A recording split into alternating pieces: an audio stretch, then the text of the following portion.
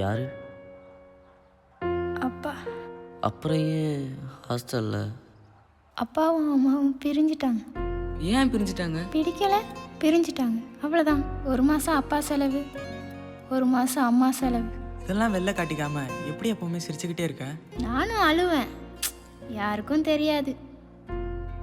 என்னை விடுங்கப்பா, எனக்கா இருக்க ஒரு இடம் இருக்குது, போட்டுக்க 4 ட்ரெஸ் இருக்குது, அப்புறம் சும்மா சொல்லிக்கிறதுக்கு ஒரு டம்மி அப்பா அம்மா வச்சு இருக்காங்க. ஆனால் இப்படி எதுவுமே இல்லாமல் இவ்வளோ சந்தோஷமாக இருக்கீங்களே, உங்களை பார்த்தா ரொம்ப ஆச்சரியமாக இருந்துச்சு.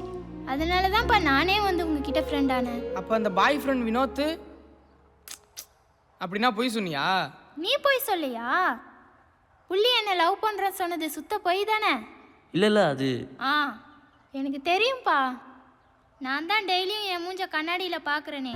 பசங்க என்ன மாதிரி பொண்ணுங்கள்லாம் பார்ப்பாங்களா?